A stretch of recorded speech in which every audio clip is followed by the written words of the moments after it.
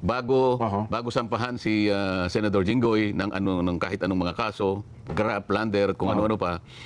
At bago pa mag-issue ng warrant of arrest, nakagaya nga ng nangyaring hapon na ito, Opo. baka hindi alam ng mga kababayan natin kung ano ang mga nangyayari sa likod bago naganap.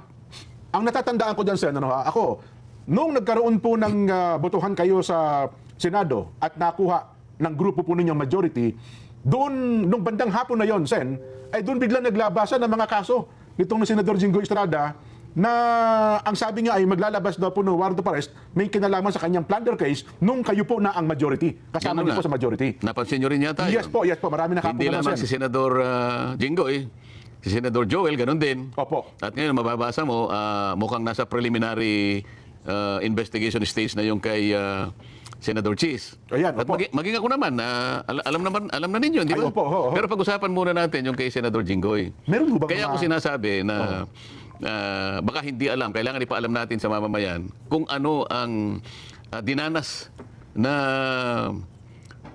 pressure? Ano ba? pressure ni Senador Jinggoy hanggang sa umabot nga siya sa ganyang kalagayan. Ganun ho ba? Kasi hindi naman nagsasalita si Senador Jinggoy. Talagang halos minuto, oras-oras, kinakausap siya na kumalas siya doon sa 13.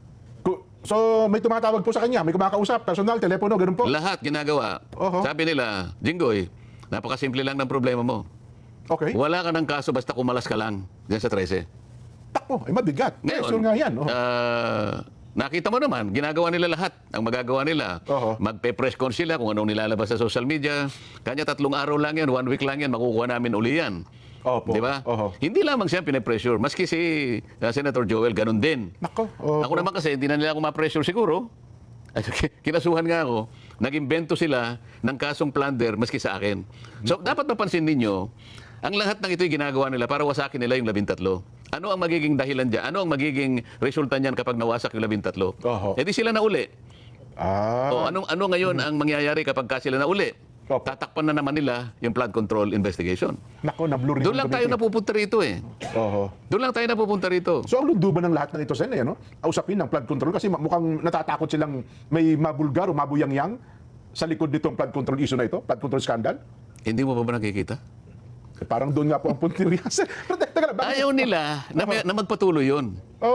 Ang isang pinakamabuting paraan para sa ganon ay hindi na matuloy yun, kinakailangan sila ang mayorya. Maagaw sa inyo. Ngayon, nagsisimula pa lang kami, di ba? Organization pa lang. Opo. Papunta pa lang kami. Palagay ko sa Lunes, baka mag-announce na si SP Alan. Opo. Magtawag na siya ng schedule ng Blue Ribbon. Mag-schedule na po.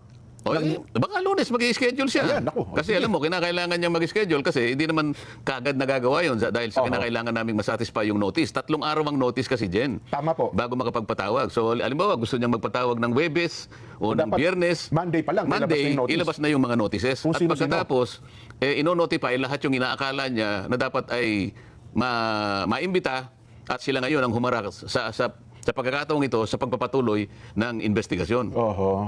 Nako, balikan ko lang sa yung kay Senator Jinggoy. Kaya pala nung kayo nang maging majority, parang may lumabas sa social media, ang pinapipili daw prinsipyo o plunder.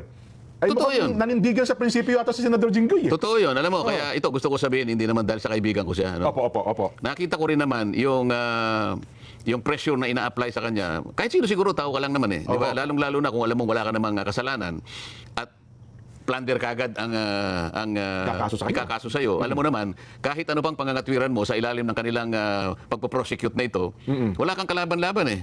Wala kang kalaban-laban. Kapag pinail nila sa Sandigan Bayan, arestado ka kagad, kulong ka kagad, ganun kasimple. Ang mangyayari ron, nahiwalay nila sa amin, hindi sa makakapag-attend ng hearing.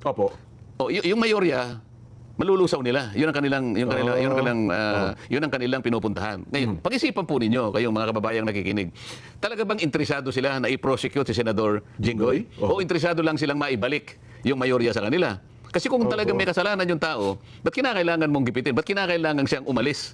At sasabihin mo sa kanya, parang hindi ka na mahirapan. Ikaw naman, ilang beses ka na namin kinukumbinsi. Kumalas ka lang sa kanila, wala ka ng kaso. So ano ba talagang gusto nila? Gusto ba nilang malinis talaga kung may katiwalian sa nagaganap sa ating bansa? O kailangan nilang sila yung maging mayorya para pagtakpan ang isang bagay na kinatatakutan nila mula't mula pa?